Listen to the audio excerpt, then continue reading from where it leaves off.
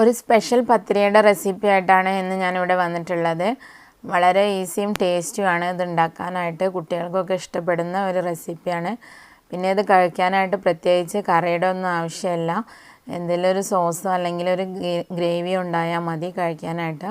അപ്പോൾ ഇതുണ്ടാക്കാൻ നമുക്ക് ആദ്യം ഒരു 250 ഗ്രാം മൈദ, ഒരു എഗ് വൈറ്റും ആവശ്യത്തിനുള്ള ഉപ്പും ചേർത്ത് നന്നായി കുഴച്ച് വെക്കണം. ആവശ്യത്തിന് വെള്ളം ഒഴിച്ച് നമ്മൾ പൊറോട്ടയ്ക്കൊക്കെ കുഴക്കുന്നത് പോലെ കുഴച്ച് വെക്കാം. ഒരു ചെറിയ എഗ്ഗിൻ്റെ വൈറ്റ് മാത്രമാണ് ചേർത്തിട്ടുള്ളത്. അതിലേക്ക് ആവശ്യത്തിന് ഉപ്പും ചേർത്ത് കൊടുക്കുക. എന്നിട്ട് കുറേശ്ശെയായിട്ട് വെള്ളം ചേർത്തിട്ട് നല്ല സ്മൂത്തായിട്ട് കുഴച്ചെടുക്കണം. നല്ല സോഫ്റ്റ് ആയിട്ടുള്ള ഡോ ആണ് നമുക്ക് ആവശ്യമുള്ളത്. ഈ സമയത്ത് ഇതിലേക്ക് ഓയിലൊന്നും ചേർക്കേണ്ട ആവശ്യമില്ല. ഇതുപോലെ നന്നായി കുഴച്ചിട്ട് ഒരു മണിക്കൂറോളമൊക്കെ ഒന്ന് റെസ്റ്റ് ചെയ്യാനായിട്ട് മാറ്റി വെക്കാം. ആ സമയത്തേക്ക് ഇതിലേക്കുള്ള ഫില്ലിങ് ഞാൻ തയ്യാറാക്കുന്നുണ്ട്. അപ്പോൾ 250 ഗ്രാം ബീഫ് എടുത്തിട്ടുണ്ട്. അതിലേക്ക് 1 ടീസ്പൂണ് ചെറുനാരങ്ങാനീരും ആവശ്യത്തിന് ഉപ്പും കുരുമുളക് പൊടിയും ചേർത്തിട്ട് ഒന്ന് വേവിക്കാനായിട്ട് വെക്കുന്നുണ്ട്. 1/2 ടീസ്പൂൺ കുരുമുളക് പൊടിയും ആവശ്യത്തിനുള്ള ഉപ്പും ചേർത്തിട്ടുണ്ട്. ഇനി ഇതിലേക്ക് ആവശ്യത്തിന് വെള്ളം ഒഴിച്ച് കൊടുക്കാം.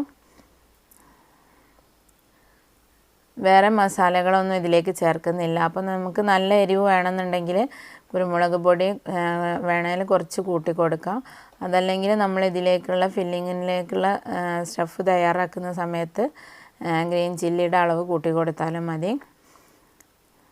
ഇനിയിപ്പോൾ അതിലേക്കുള്ള മസാലക്കൂട്ട് റെഡിയാക്കാനായിട്ട് ഞാനൊരു വലിയ സവാള ചെറുതായിട്ട് പൊടിയായിട്ട് അരിഞ്ഞു വെച്ചിട്ടുണ്ട്. അതുപോലെ ഇനി ഒരു വലിയ തക്കാളി ചെറുതായി ഒന്ന് അരിഞ്ഞൊരു മിക്സിയുടെ ജാറിലേക്ക് ഇട്ട് കൊടുക്കാം. അതിലേക്ക് ഒരു 5-8 വെളുത്തുള്ളിയുടെ അല്ലികൾ ഒരു 5 മുതൽ 8 എണ്ണം വരെ ചേർത്ത് കൊടുക്കാം. ഞാനിപ്പോൾ 2 പച്ചമുളകാണ് എടുത്തിട്ടുള്ളത്. ഇവിടെ വലിയ എരിവൊന്നും വേണ്ടാത്തതുകൊണ്ട് അത്രേ ചേർത്തിട്ടേ ഉള്ളൂ. പിന്നെ ഒരു ചെറിയ കഷ്ണം ഇഞ്ചി എടുത്തിട്ടുണ്ട്. അപ്പോൾ നിങ്ങൾക്ക് നല്ല എരിവൊക്കെ വേണമെന്നുണ്ടെങ്കിൽ പച്ചമുളകിൻ്റെ അളവ് കൂട്ടി കൊടുക്കാം. എന്നിട്ട് അത് നന്നായി ഒന്ന് പേസ്റ്റാക്കി വെച്ചിട്ടുണ്ട്. ഇനി നമുക്കൊരു ഫ്രൈ പാൻ വെച്ചിട്ട് ഈ സവാളയൊക്കെ ഒന്ന് വഴറ്റിയെടുക്കണം.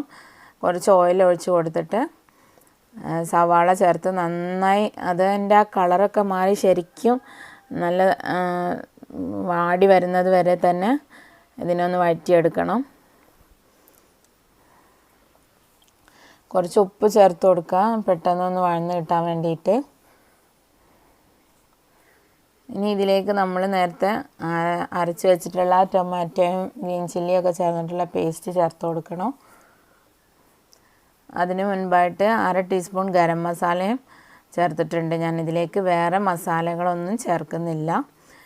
ഇനിയിപ്പോൾ നിങ്ങൾക്ക് നല്ല സ്പൈസി ആയിട്ട് വേണമെന്നുണ്ടെങ്കിൽ ഇതിലേക്ക് മുളക് പൊടി മഞ്ഞൾപ്പൊടിയൊക്കെ ചേർത്ത് കൊടുക്കാം. ഞാൻ ഇത്രയും ചേർത്തിട്ടേ ഉള്ളൂ. ഇനി ഈ ടൊമാറ്റോയുടെ ഈ വെള്ളമൊക്കെ ഒന്ന് വറ്റി അത് നല്ല വെന്ത് കിട്ടുന്നത് വരെ ഒന്ന് ലോ ഫ്ലെയിമിൽ വെച്ചിട്ട് ഒന്ന് മിക്സാക്കി എടുക്കാം. ഇതിപ്പോൾ വെള്ളമൊക്കെ വറ്റി വന്നിട്ടുണ്ട്. ഇനി അതിലേക്ക് ഒരു പിടി മല്ലിയില അരിഞ്ഞത് ചേർത്തിട്ടുണ്ട്. അതുപോലെ നമ്മൾ നേരത്തെ വേവിക്കാൻ വെച്ചിട്ടുള്ള ആ ബീഫ് ഞാൻ വെന്തതിന് ശേഷം മിക്സിയിലിട്ട് ഒന്ന് അടിച്ചെടുത്തിട്ടുണ്ട്. മിക്സിയിലിട്ട് നന്നായി അടിച്ച് പൊടിച്ചെടുത്തതാണിത്. അതുകൂടെ അതിലേക്ക് ചേർത്ത് കൊടുക്കാം. എന്നിട്ട് നന്നായി മിക്സ് ചെയ്യാം. ജസ്റ്റ് ഒന്ന് ഒരു 5 മിനിറ്റ് നേരം ഒന്ന് കുക്ക് ചെയ്തെടുക്കണം. ഇപ്പോൾ ഇത് റെഡി ആയിട്ടുണ്ട്. ഇനി നമുക്കിതിലേക്ക് 1/2 ടീസ്പൂൺ വൈറ്റ് പെപ്പർ പൗഡറാണ് ഇപ്പോൾ ഞാൻ ചേർത്തിട്ടുള്ളത്. ഈ സമയത്ത് നിങ്ങൾക്ക് വേണമെങ്കിൽ ബ്ലാക്ക് പെപ്പർ പൗഡർ ആണെങ്കിലും ചേർക്കാം. അപ്പോൾ ഫില്ലിങ് അവിടെ റെഡി ആയിട്ടുണ്ട്. ഇപ്പോൾ 1 മണിക്കൂർ കഴിഞ്ഞിട്ടുണ്ട്. ഞാൻ ഈ മൈദ അവിടെ കുഴച്ച് വെച്ചിട്ട് മൈദക്ക് പകരം നിങ്ങൾക്ക് ആട്ട വേണമെങ്കിൽ യൂസ് ചെയ്യാവുന്നതാണ്. ഇനി നമ്മൾ കയ്യിൽ കുറച്ച് ഓയിൽ സ്പ്രെഡ് ചെയ്തിട്ട് ഇത് ഒന്നുകൂടെ ഒന്ന് കുഴച്ചെടുക്കണം. നമ്മൾ നേരത്തെ ഓയിലൊന്നും ചേർത്തിട്ടില്ല. നന്നായി ഒന്നുകൂടെ ഒന്ന് സ്മൂത്താക്കി എടുക്കാം. അപ്പോൾ നല്ല സോഫ്റ്റ് ആയിട്ടുള്ള ഡോ റെഡി ആയിട്ടുണ്ട്. ഇനി നമുക്കിതൊന്ന് കട്ട് ചെയ്തെടുക്കാം. ഞാനിപ്പോൾ 6 എണ്ണമായിട്ടാണ് കട്ട് ചെയ്യുന്നത്.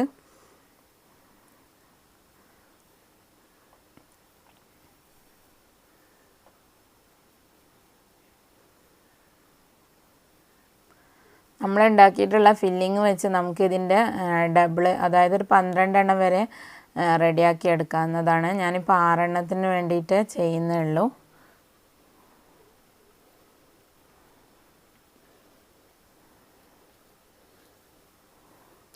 എന്നിട്ട് ഇതുപോലെ ബോൾസാക്കി മാറ്റി വെക്കാം. കുറച്ച് എണ്ണ തടവിയിട്ട് വേണം വെക്കാനായിട്ട്, എന്നാലേ നമുക്ക് എടുക്കുമ്പോൾ കിട്ടുകയുള്ളൂ പെട്ടെന്ന്.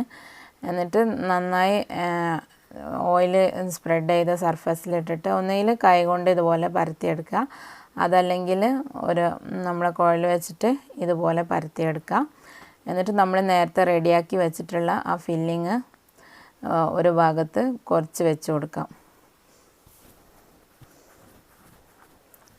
ഇതിൻ്റെ മുകളിൽ നമ്മൾ ഫില്ലിങ് വെക്കുന്നതിന് മുൻപായിട്ട് കുറച്ച് ഓയിലും കുറച്ച് ഫ്ലോറും സ്പ്രെഡ് ചെയ്ത് കൊടുക്കണം.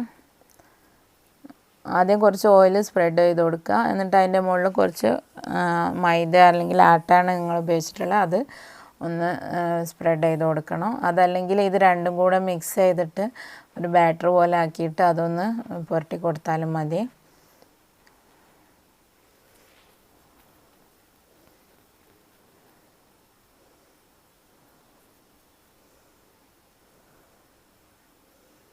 എന്നിട്ട് ഇതുപോലെ ആ ഫില്ലിങ്ങിന് കവർ ചെയ്തിട്ട് ഇതുപോലെ റോൾ ചെയ്തെടുക്കാം.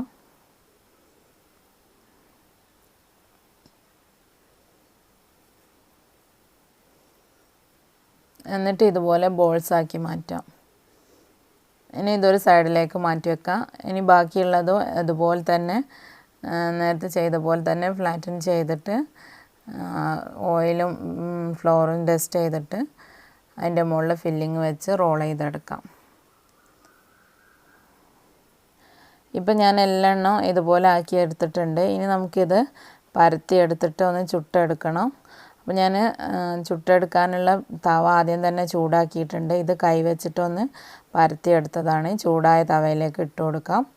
എന്നിട്ട് രണ്ട് ഭാഗവും നമ്മൾ പൊറോട്ട ഒക്കെ ചുടുന്ന അതേപോലെ തന്നെ ചുട്ടെടുക്കാം. പിന്നെ ഇത് ചുട്ടെടുക്കുമ്പോൾ ഞാൻ ഓയിലൊന്നും പ്രത്യേകിച്ച് ചേർത്തിട്ടില്ല, കാരണം നമ്മൾ നേരത്തെ തന്നെ ഇതിൽ ഒരുപാട് ഓയിൽ ചേർത്തിട്ടുണ്ട്. അതുകൊണ്ടാണ് പിന്നെ സ്പെഷ്യൽ ചേർക്കാതിരുന്നത്. നിങ്ങൾക്ക് വേണമെങ്കിൽ ചേർക്കാം, അതല്ലെങ്കിൽ ഇത് ചുട്ടെടുത്തതിന് ശേഷം ഇതിൻ്റെ മുകളിൽ ബട്ടർ സ്പ്രെഡ് ചെയ്ത് കൊടുത്താലും മതി. അപ്പോൾ ഞാനിത് മുഴുവനും ഇവിടെ ചുട്ടെടുത്തിട്ടുണ്ട്.